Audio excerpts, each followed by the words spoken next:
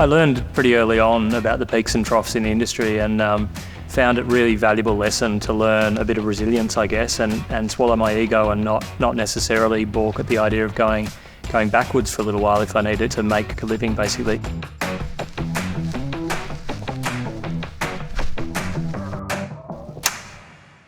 I studied Bachelor of Arts Television Production at Charles Sturt University in Australia. Through the time that I spent there, I gravitated towards camera.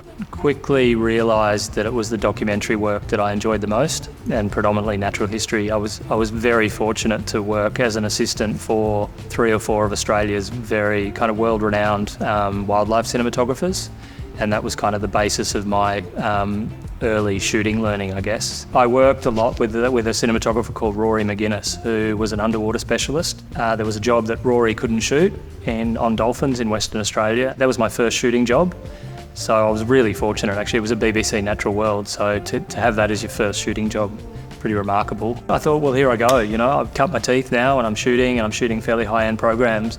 And then natural history actually, it dried up, so I had to kind of pull my head in a bit. And I fell back to assisting and focus pulling in Melbourne for a little while.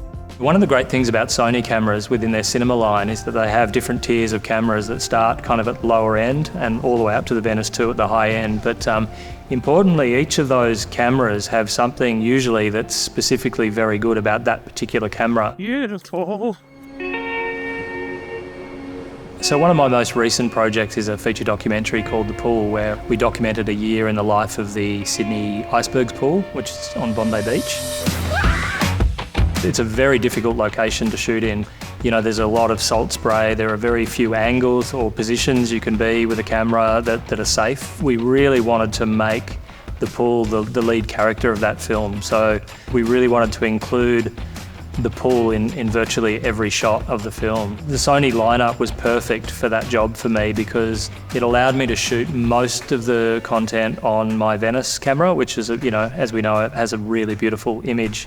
And having the single stop NDs in that, light was changing considerably and very quickly and unpredictably. So to be able to cope with, changes in light very quickly was fabulous shooting on that camera.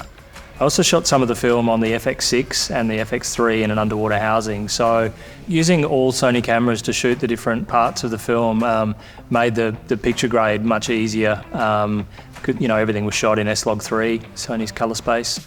Given the logistical issues we had shooting at the pool, we couldn't always get the camera where we really wanted it to be, and sometimes that meant, because of the water, the pool or the waves or whatever, sometimes it meant being further back from where we would prefer to have been. So shooting in 6K enabled little sneak-ins in post. We could crop into the 4K and change the frame size and still stick to our kind of 4K DCI deliverable, basically. Yeah, I think the best advice I could give would be to not ever overestimate or underestimate a job that comes your way. Often you don't see the benefits that you'll get from shooting any job, really. All shooting, I think, will lead to a more experienced outcome for you as a DOP. And sometimes opportunities arise from jobs that you really, really don't see coming.